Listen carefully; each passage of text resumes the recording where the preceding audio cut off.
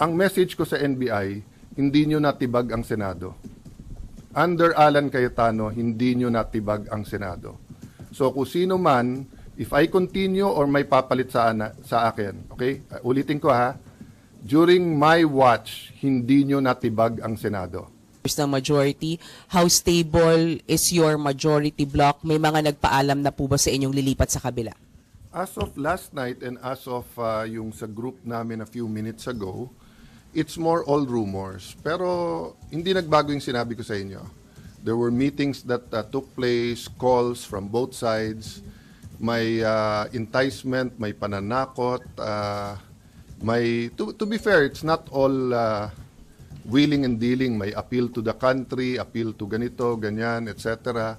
So, but as I said dun sa ating bishops at pastors who prayed for the nation today dito sa Senate, yung attack on the Senate started naman in 2023, di ba? Nung gusto nilang i-abolish ang Senate.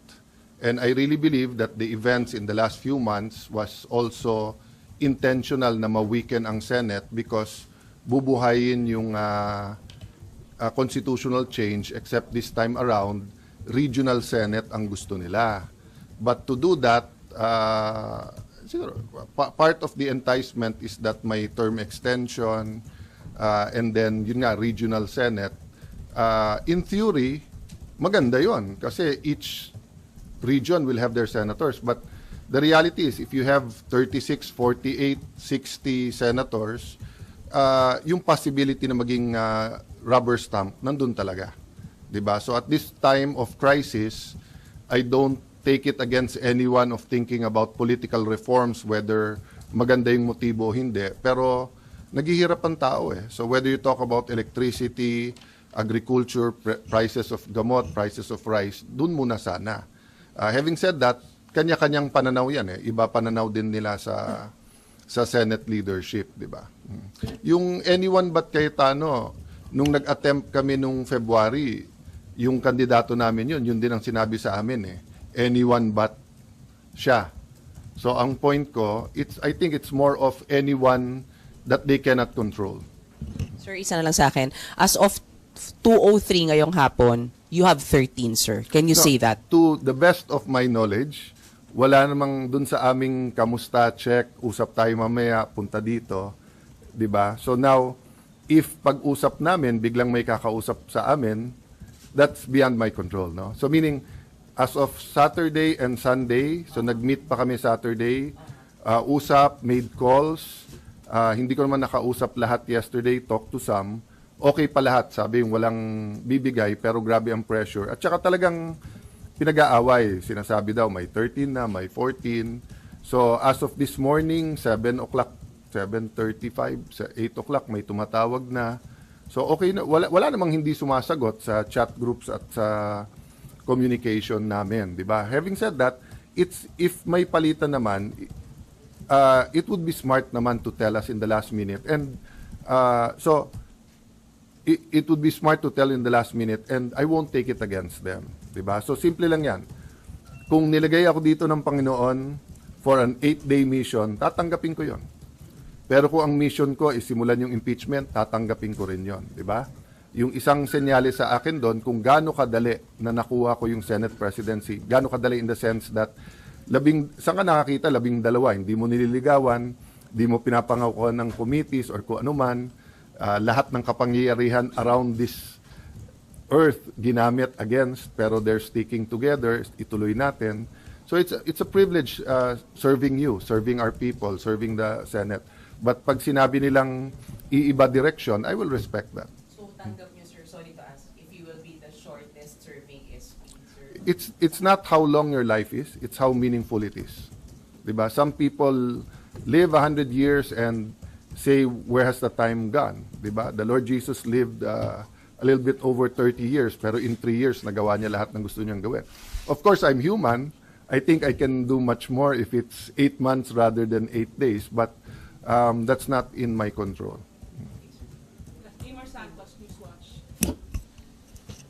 Hi, sir. Sir, your reaction lang po, merong mga calls for your resignation after what happened. Binabatikos po yung pag-alis ni Senator Bato, the shooting incident, and si Director Matibag also said you should be held accountable. Your reaction to all these? Okay. Hindi pa naman ako SP, pinagre-resign na ako eh. Buong buhay ko naman ganun eh, di ba? So, certain people are called for the job. So, even before I took office as Senate President, tinanong ko sa 12, bakit ako? And may reason kung bakit ako. Maybe because I was there during the time of crisis. You remember, nung pandemic, nag-break ang Senate, di ba? Ang House, mas marami kami. Gusto nila mag-break kami. Sabi ko, hindi pwede. Kailangan makita nila may gobyerno. Konti na lang siguro tayo dito. I don't blame naman yung mga nagsuggest sa akin Wednesday night na wala daw pasok the next day, Thursday, at i-cancel lahat. Sabi ko, hindi pwede. Kailangan makita nila may gobyerno dito. So, ang message ko sa NBI, hindi nyo natibag ang Senado. Under Alan Cayetano, hindi nyo natibag ang Senado. So, kung sino man, if I continue or may papalit sa akin, okay? Ulitin ko ha, during my watch, hindi nyo natibag ang Senado. Now, kung if I remain or kung papalitan ako, sana hindi matibag ang Senado. The Senate is a target, di ba? Because we are the last line of defense sa pagdating ng hindi impartial na impeachment.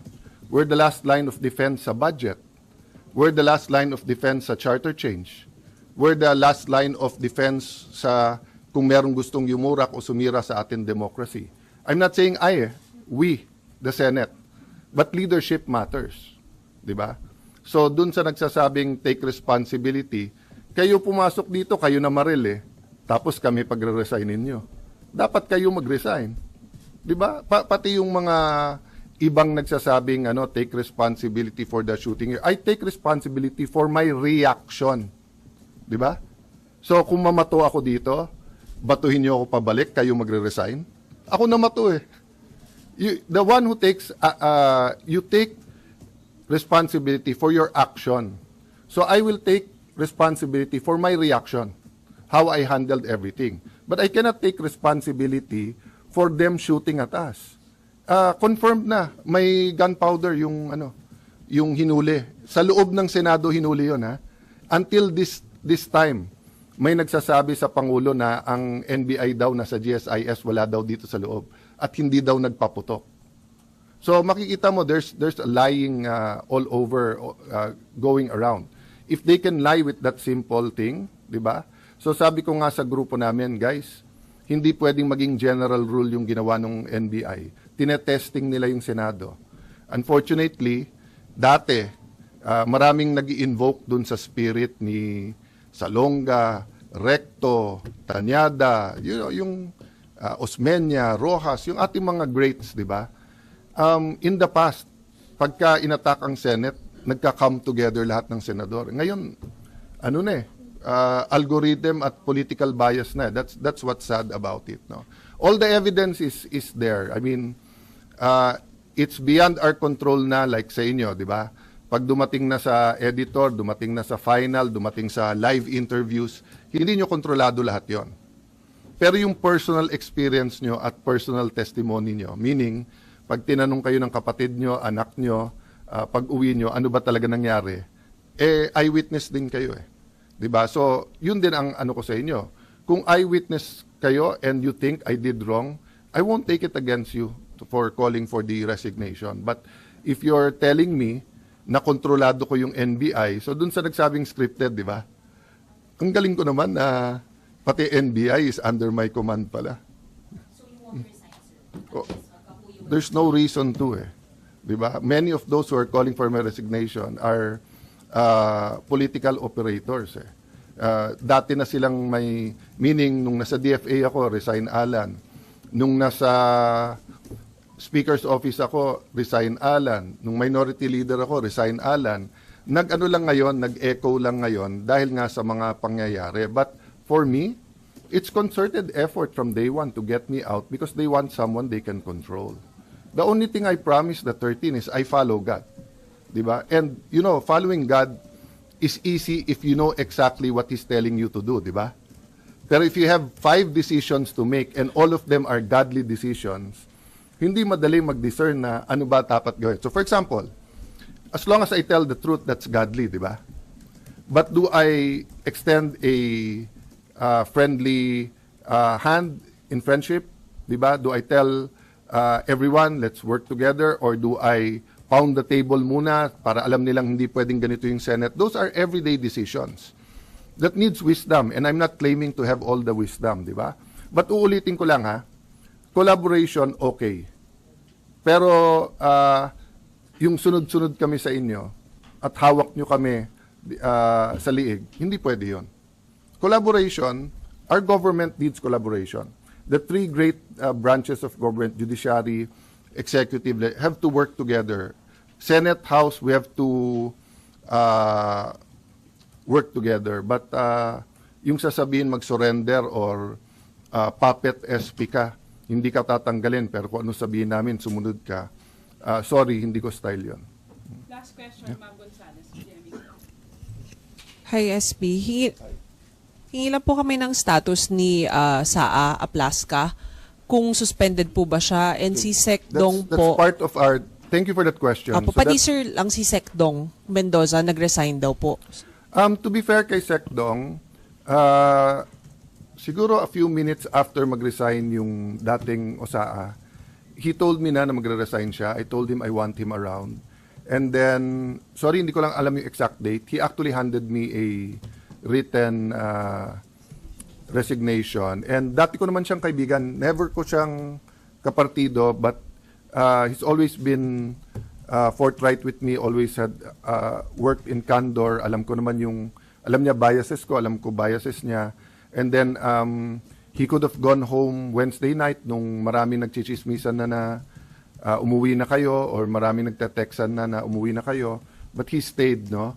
So, actually sa isang news ko nakita yun this morning. So, I haven't talked to any of them. I went straight to the hearing ni Senator Pia on electricity, high prices of electricity, then to the prayer for the nation, then here. So I'll deal with that kung kay Sec Jendong, and then kay Osaa, there are 3 options kasi. There's a legal memo prepared for me to discuss with the legal team. I'd like to thank, di ba, nasa internet pinost naman ni Attorney Tolentino, Mark Tolentino, na, may separation of powers kasi. And then may certain officials na pwede i-suspend o hindi. And everyone was emotional during the weekend, kaya nga Saturday sabi ko, prayer and reflection. Hindi ko na sinagot yung kay Ombudsman na walang nagtanggap dito. Kasi wala naman tayong trabaho ng Friday, Saturday, Sunday. Wala naman official na pwedeng tumanggap. To my knowledge, wala naman yung supina. CCTV, walang question doon. Kung may miscommunication, it was cleared up naman, di ba? It's not true na walang CCTV. Meron, pero the lights were out eh. So, hindi lahat singlinaw nung iba. Number 2, as soon as Secretary John Vic called me, yun ang una niyang hiningi, secure the CCTVs. When he got here, inulit ko sa harap, 2 copies. Sabi ko, gumawa kayong 2 copies, pero sa harap nila kayo gumawa ng 2 copies para alam yung original. So yung isa nasa PNP or I don't think it's with DILG, I think it's with PNP. So dun sa DOJ at saka sa Ombudsman, wag sila mangamba na matamper yon kasi hawak na ng gobyerno right after the incident, no. But as far as NBI and DOJ investigating, suspect sila eh. So paano sila mag-iimbestiga, 'di ba?